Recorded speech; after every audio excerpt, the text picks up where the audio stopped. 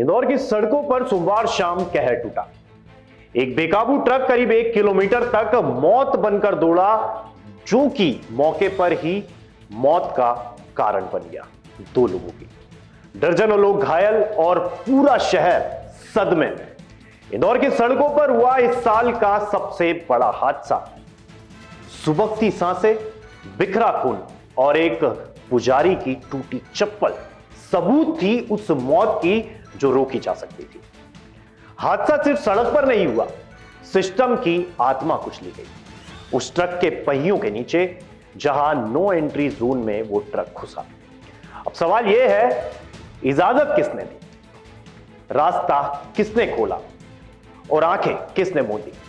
क्या यह सिर्फ ट्रक ड्राइवर की गलती थी या वर्दी पहनने वालों की भी जवाबदेही बनती है? नमस्कार, मैं हूं भारत पंचवाल और आप देख रहे हैं राजीव टाइम। इस स्पेशल रिपोर्ट को देखिए, क्योंकि आज हम नहीं, खुद इंदौर पूछ रहा है, मौत का असली कातिल कौन है?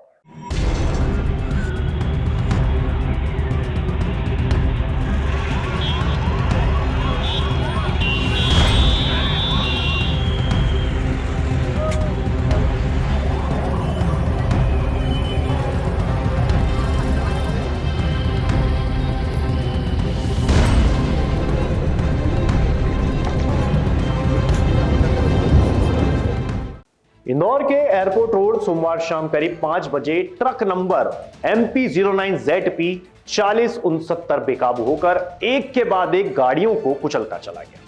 रामचंद्र नगर से बड़ा गणपति तक करीब 1 किलोमीटर तक ट्रक सिर्फ दौड़ा नहीं, मौत बनकर भागा।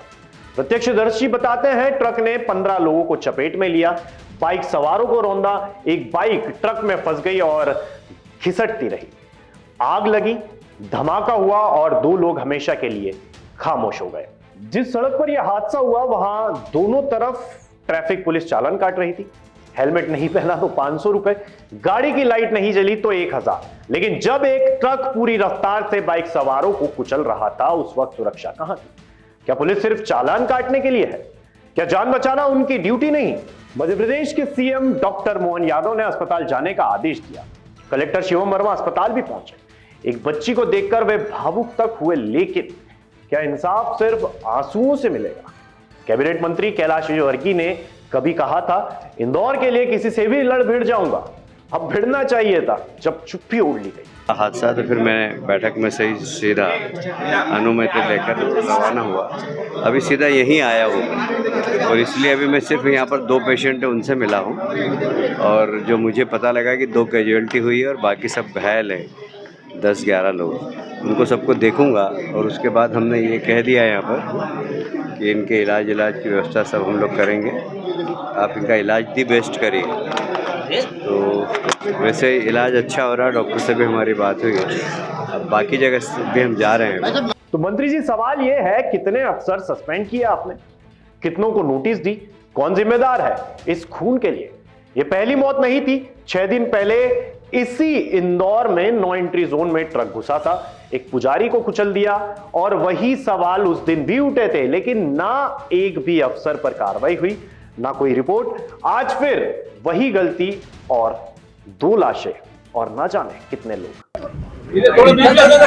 इंदौर में कल जो दुखद हादसा हुआ है, मैंने उसके संबंध में एसीएस होम को यहाँ भेजा भी है और मैं स्वयं भी आज घायलों से और बाकी लोगों से मिलना चाहता हूँ।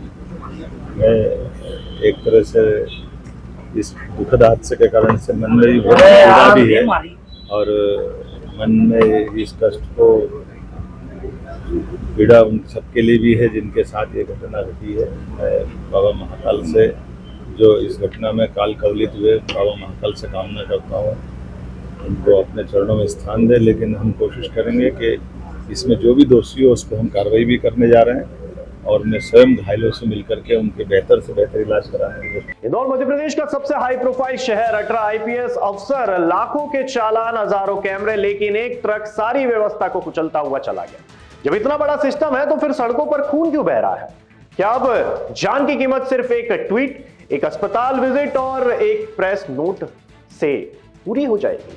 ट्रक बेकाबू था, पर सिस्टम उससे भी ज्यादा बेकाबू है। ड्राइवर पकड़ा जाएगा, लेकिन जिन कंधों पर सुरक्षा की जिम्मेदारी थी वो कब कटघरे में आएंगे? सीएम साहब, मंत्री जी और प्रशासन, आपसे अब जवाब चाहिए। सिर्फ संवेदना नहीं, कार्रवाई चाहिए। इंदौर की जनता पूछ रही है, अगली लाश अब किसकी होगी? और ऐसे ही बड़े खुलासे और बड़ी अपडेट्स के लिए देखते रहिए राजीव टाइम। हम फिर लौटेंगे ऐसी ही कोई बड़ी खबर के साथ।